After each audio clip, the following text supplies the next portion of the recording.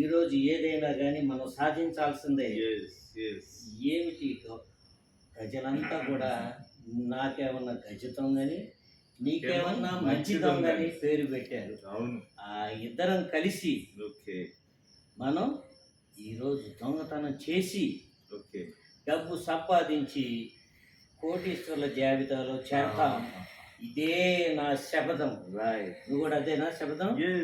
అయితే మనకు ప్రకృతి ప్రసాదించినటువంటి తాళాలు దొరకట్ల, అన్నీ కూడా ఎవరెవరో తయారు చేసినటువంటి తాళాలు దొరుకుతాయి. కాబట్టి ప్రకృతి మాతను నేను ఒక వరం కోరుకున్నాను. అమ్మా మాత, నాకు ఒక పెద్ద తాళాన్ని బహుకరించు. మేము ఆ తాళం తీసుకొని వెళ్ళి ఒక ఇంటిని కొల్లగొట్టి డబ్బును సంపాదించి ధనవంతులవుతాం. తమ్ముడు, ప్రకృతి మాత నాకు చెప్పింది. మన ఇంటి పక్కనే తాళం పెట్టానని చెప్పింది. అక్కడికి వెళ్దాం పద. తొందరగా మళ్ళీ వేరే వాళ్ళు వస్తే తీసుకుంటారు.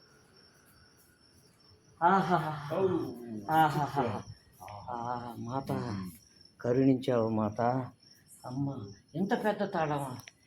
ఏమైనా పెద్ద తాళంతో పెద్ద డబ్బు సంపాదించాలని ఆ మాత మనకు ఇంత తాళాన్ని బహుకరించింది. తమ్ముడు లేపు,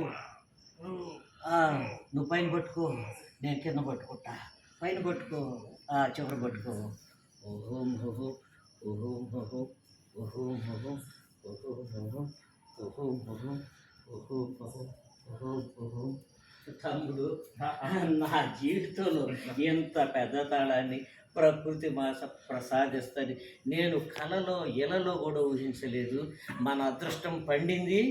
ఇక చూడు, నేను చూపిస్తాను నా తడాక. ఎంతకాలంగా నాలో ఉన్నటువంటి ఆవేశం, ఆందోళన ఒక్కసారి ఈ తాళంతో దిగిపోయింది. పద ఎక్కడ వెతుకుదాం? అరే ఇక్కడ చూసావా, ప్రకృతి మాత తాళం ఇవ్వటమే కాదు, ఒక ఎనపెట్టిని కూడా ప్రసాదించింది. పద పట్టుకో, నువ్వు వెనక పట్టుకో. ఒక్క దెబ్బకే తెస్తాం.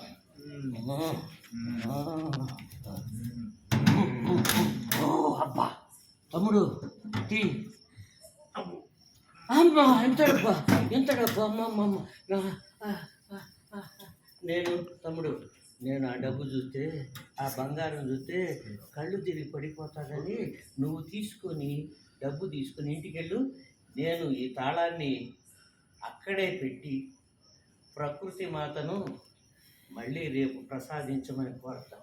ఇది కానీ మనం అక్కడే ఉంచుకుంటే దీన్ని దొంగతనం చేసేవాళ్ళు తయారవుతారు. ఓహో, నువ్వు తాళం. సరే, డబ్బు తీసుకొని వెళ్ళు తమ్ముడు. మన అదృష్టం పండింది. ఓకే. మొయ్యలేకపోతున్నామా? ఎట్లా తీసుకో. అమ్మా ప్రకృతి, నీకు వందనం తల్లి.